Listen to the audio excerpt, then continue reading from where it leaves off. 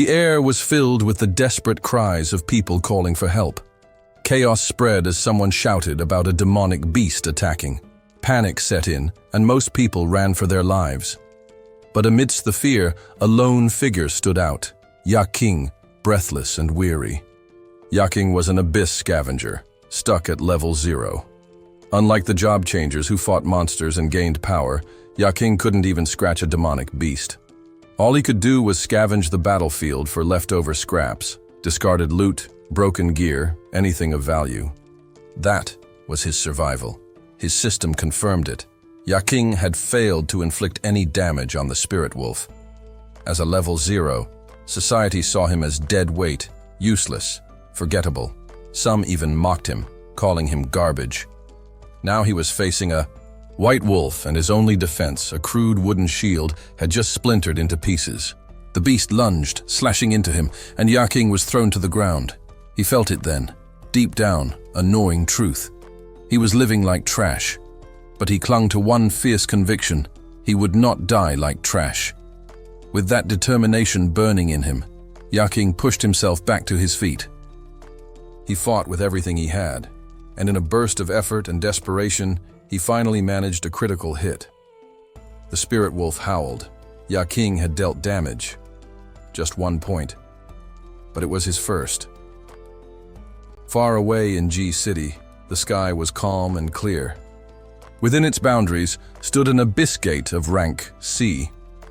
Yaking now stood before it, staring into its ominous glow. But the moment a shadowy figure began to emerge from the gate, fear overtook him, and he turned to run. Yaking often called himself a veteran scavenger. Every day, he picked through the aftermath of battles, recycling and sorting the remnants left behind by those who had real combat jobs. It was quiet, thankless work. The Abyss supervisor had strict policies. Nothing from the Abyss was to be exposed to ordinary people. Still, as Yaking dug through a pile of discarded loot, he uncovered something rare. A rank C crystal, worth over $50,000 W. Just as he was inspecting it, a voice called out. A man approached, eyes narrowed with suspicion. He told Yaking they'd be taking inventory, counting the dungeon spoils one by one. The warning was clear. If Yaking tried to pocket anything, he'd not only face a hefty fine, but possibly jail time. Yaking replied calmly, assuring the man that he had nothing to hide. He'd been doing this job for years and knew the rules inside out. Scavenger work was reserved for those stuck at level 0, but if the frontline fighters failed to eliminate all the monsters, those like Yaking, cleaning up the rear, could be the next targets. In truth, his lowly job carried real danger. And yet, he carried on, because Yaking, no matter how low his level, still hadn't given up. The base pay for Abyss scavengers working in the dungeon was 300 wan. On top of that, they received a commission, 1/1000th of the value of the garbage they managed to collect. On average, that brought in about 600 yen. However, after deducting a 30% agent fee, the scavenger's final take-home amount came to roughly 540 yen. At this point, Yaking still had a staggering debt of 670,000 yen looming over him. Yaking, determined to claw his way out of debt, resolved to work even harder. One day someone approached him with what sounded like a promising offer, a job that came with a commission of 3,000 yen. The amount was enticing, and Yaking was immediately interested. The man, wearing a yellow shirt and hat, invited Yaking to join the group, knowing full well that Yaking often vented about his financial struggles. Yaking's eyes lit up with enthusiasm, and he eagerly agreed to come along. Before long, he and a group of other ravine scavengers boarded a bus headed for a new destination. While on the bus, the scavengers began chatting about Shenfang City's central market. It was said to be a near-perfect replica of the ravine they normally worked in, and had been widely reported on in the news. Officially classified as an A-rank zone, it was infamous for its danger. The steep entry fees made sense. Many scavenger teams had met their ends there. Not a single person was rumored to have returned alive from the replica Abyss.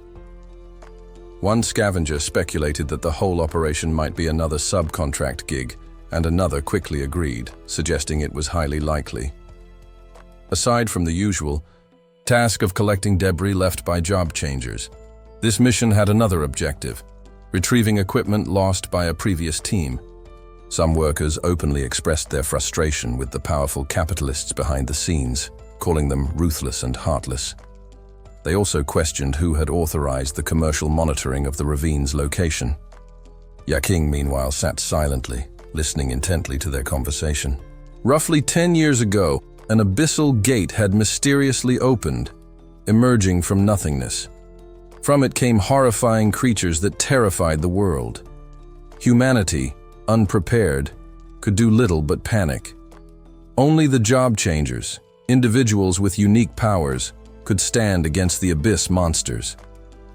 These chosen fighters were able to inflict real damage on the beasts. After each monster's defeat, valuable items like magical crystals, strange weapons, and mysterious artifacts were often found. Since then, interest in the abyss had exploded. For many, it was as if humanity had stumbled upon a second new world, a realm filled with danger, yes, but also limitless potential. Many traditional companies eventually crumbled under harsh economic conditions. In response, a new sector emerged, built on public funds. This was the birth of the abyss industry. As soon as this new industry was formed, Yaking saw it as a lifeline. Determined not to miss his chance, he applied to several abyss industry branches. But to his dismay, every single one turned him away. Their reason was blunt. They had no use for someone classified at 0 level. Desperate to cover his sister's mounting hospital bills, Yaking scrambled for options. The hospital staff, once cordial, became cold and indifferent. They reminded him that this was no charity and threatened to discharge his sister if he couldn't pay up. On top of that, Yaking was 2 months behind on rent. The landlord pounded on his door constantly, demanding immediate payment.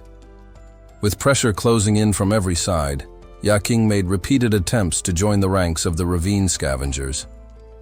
But rejection followed him everywhere. They mocked him, called him worthless, and refused to give him a chance.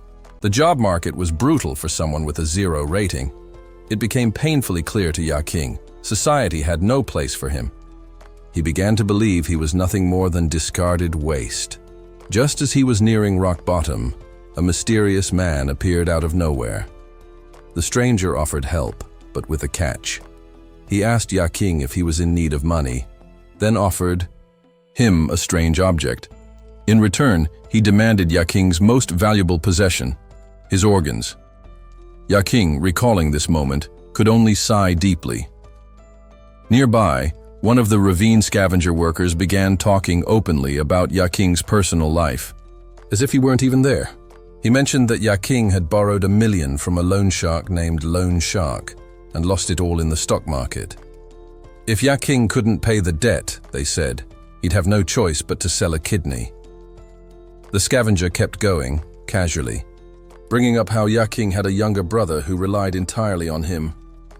They painted a bleak picture of his life, crushing hospital costs, debt, hopelessness. Yaking remained silent, staring at the ground as their cruel words poured out. They showed no empathy, no kindness. One even said he'd probably die under the weight of all his burdens. Another sneered, declaring that Yaking would never be more than garbage.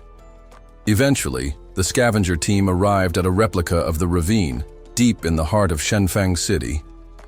A brown-haired man was already waiting when the group arrived. He immediately complained that the scavengers were too slow. The ravine workers rushed over, apologizing profusely. The other job changers warned the scavengers to stay close, reminding them that this was a dangerous place and they weren't going to be held responsible if something happened. Frustration ran high as shouts were thrown at the scavengers to move faster. Yaking remained silent but determined. This time he had to put in more effort. He needed the money, and he needed a way out. The scavengers, including Yaking, had now arrived at Shenfang City's underground public market, a B-rank abyss. This was Yaking's first time stepping into a B-ranked zone. It wasn't long before a pack of wolves appeared ahead. One of the job changers yelled for Lao Chun. Annoyed, Lao Chun muttered irritably, unimpressed that the monsters had just walked off the moment the group arrived. He looked unbothered, casually pointing out that the wolves were just low-tier spirit beasts. Without hesitation, Lao Chun launched forward, his power exploding in a fiery burst that scattered the wolf pack. The wolves yelped and retreated in panic. One of the job changers quickly reminded the team to stay alert. Danger could be lurking in any shadow. A bespectacled man inquired about their current objective. Someone mentioned they were heading to the 5th floor. A robed job changer chimed in, noting that the entire structure had changed. According to him, the 1st floor of the market had grown to 5 times its original size, and the ceilings were now over 3 times higher.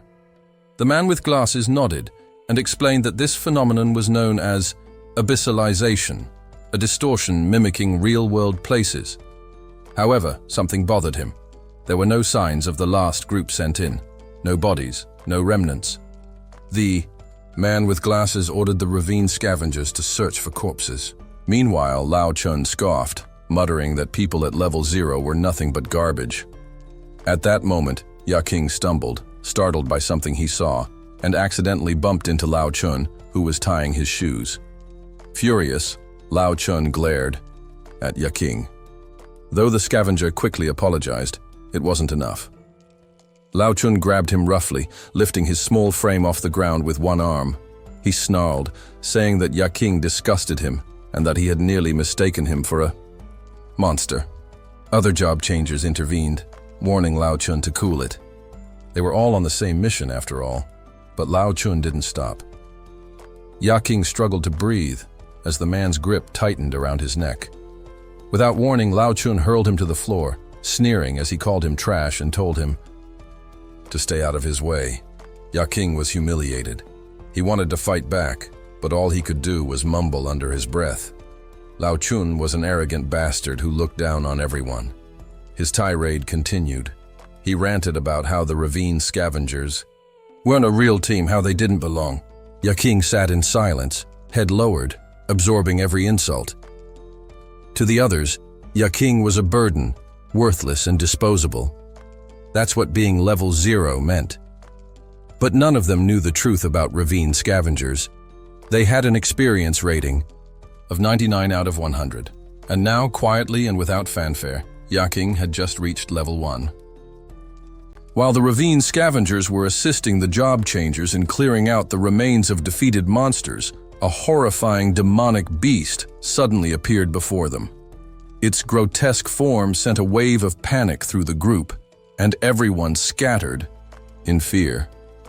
Yaking, however, stood his ground, intrigued. He wondered if this monster had somehow slipped through the front lines. The creature was a spirit wolf, bloodied, wounded, and barely clinging to life. Yaking's only means of defense were a crude wooden shield and a basic level 1 staff. To anyone else, the injured beast was still a deadly threat. But to Yaking, it was an opportunity. Without warning, the wolf lunged. Yaking managed to dodge its feral attack, barely avoiding its snapping jaws. He braced himself and struck back, hoping to land a decisive blow, but his attack bounced harmlessly off the beast's hide. From a safe distance, the ravine scavengers jeered at him, calling him a fool. "Only job changers can harm demonic beasts, you idiot," someone shouted. Yaking heard them, but he wasn't surprised. Of course he knew that. His status panel displayed pitiful numbers, 1 point each in strength, agility, intelligence, willpower, constitution, and luck. He wasn't strong enough to defeat even the weakest of monsters. No one understood that better than he did. But he wasn't going to give up. Not here. Not like this. Somewhere else, Lao Chun was chuckling quietly. "Those level 0 wannabes get paralyzed with fear the moment they see a dying monster," he said with amusement. A few job changers nearby nodded in agreement. "We could make a fortune with just a few kills," one of them said. But another chimed in, more cynical. "If the abyss scavengers ever ran into a real demonic beast, they'd be wiped out. They're completely useless." They laughed and talked about dividing spoils. Anything valuable would go to them, and the scraps could be tossed to the scavengers. Just then, a cloaked job changer pointed toward a distant shape slinking away. "There's something else out there," he warned. Before they could investigate, they heard the panicked cries of the ravine scavengers. A demonic beast had reappeared. This time, however, the job changers spotted a shimmering purple glow near the creature, an extremely rare and precious item. Lachlan narrowed his eyes. "Back off," he said. "That one's already been claimed." He reminded everyone that the item had been pre-requested. No one was to interfere. Back in the chaos, Yaking was still locked in a desperate struggle with the spirit wolf. Despite his efforts, he was clearly outmatched. The beast finally sank its teeth into his right shoulder, and agony coursed through him. Blood flowed freely, and pain threatened to overwhelm his senses. But Yaking refused to die like garbage. With a cry of defiance, he gripped his wooden staff in his left hand and drove it forward with all the force he could muster. The strike hit true. Unexpectedly, it pierced deep into the wolf's body. A critical blow. Yaking stood there, gasping, wounded, but alive. Against all odds, he had hurt the monster. The system panel notified Yaking that he'd successfully inflicted a single point of damage. Gasping for breath after his struggle against the spirit wolf, Yaking let out a triumphant yell that echoed through the woods. Moments later, Lao Chun arrived on the scene and noticed Yaking standing over the defeated, low-tier spirit wolf. With a smirk, Lao Chun sauntered over and quipped that even an abyss scavenger could play the hero now and then. He continued his monologue, mocking the idea that job changers were wasting their resources retrieving Yaking's corpse. Lao Chun explained that career paths for job changers weren't rigid. Once someone gathered enough experience, especially at level 1, even level 0 members could transition to a new role. Hidden jobs were more accessible to those with that kind of progress. But the real challenge, he pointed out, was in leveling up in the first place. For someone stuck at level 0, unable to deal even minimal damage to monsters, the path upward might as well lead straight to the heavens, impossibly far. Yaking, however, had spent years navigating danger, risking his life in pursuit of even the slightest damaging attack. Through sheer persistence, he had slowly, painstakingly accumulated experience. He was now at 90%, and finally, that 1 point of damage against the spirit wolf had pushed him to the full 100%. That tiny breakthrough had earned him 1 full experience point. When Lao Chun mocked him again, Yaking responded calmly, saying that this was the only path available to him for gaining experience. With that, the panel system confirmed Yaking's progress. He had officially reached level 1. But the moment of victory was bittersweet. Shock hit Yaking hard. He had leveled up, yes, but only as a scavenger, and apparently, level 1 was the cap for that class. Lao Chun exploded into laughter, openly deriding Yaking for reaching what he saw as a dead end. A scavenger, huh? Even after all that effort, he sneered. You're still nothing but a garbage man. His laughter grew louder, more mocking. It was clear he saw Yaking's journey as a waste. Yaking stood silently, fists clenched, emotions bubbling beneath the surface. Lao Chun jabbed again, saying that despite the job change, Yaking remained just a scavenger, one who hadn't changed his fate at all. The insult cut deep. Lao Chun's glare was sharp as he ordered Yaking to finish the cleanup mission alone. His teammates had all left. Yaking was left staring at his hands, wondering if this was truly the limit of his strength. If level 1 was the highest a scavenger could go, what hope did he have to grow stronger? What was the point of this power? Just as despair threatened to take over, something strange happened. A glow of deep blue shimmered in Yaking's eyes, and the system panel activated again. It notified him that the remains of the spirit wolf were considered recyclable trash. The panel then asked, Did the scavenger wish to recycle the spirit wolf's corpse? Before Yaking could respond, spectral hands emerged, dozens of them, reaching out to gather the dead creature. Yaking stared, stunned. The power was immense, eerie, and for reasons he couldn't explain, utterly terrifying. The mysterious, shadowy hands drew the corpse of the spirit wolf into the swirling black light. Moments later, the system chimed. Recycling had been completed. To Yaking's surprise, he had acquired the spirit power of running, along with 3 attribute points. He hadn't expected that a single beast's corpse could grant not just abilities, but even personal attribute bonuses. Curious, Yaking instructed the system to display his stats. Upon reviewing them, he saw that unlocking the spirit power of running required exactly 3 points in agility. Without hesitation, Yaking allocated all 3 points to agility. Immediately after, the system notified him that he now met the conditions to activate the spirit wolf's ability. It then asked for confirmation. Did he wish to use the power now? Yaking accepted, but despite channeling the energy, Yaking felt no immediate change. Nothing happened, no burst of strength, no shift in perception. Just then, a group of job changers nearby barked at him to clean up the remaining beast corpses. Yaking moved to obey, but as soon as he took his first step, he shot forward at blinding speed. The sudden acceleration overwhelmed him, and before he could process it, he stumbled and fell to the ground, dizzy from the jolt. He blinked in confusion. Was this the spirit wolf's skill at work? The system responded, stating that the running spirit ability was currently on cooldown. Yaking could only exhale deeply in resignation. Then something unexpected happened. Right before his eyes, the scattered corpses in front of him vanished, instantly absorbed and recycled. Yaking's eyes widened in awe.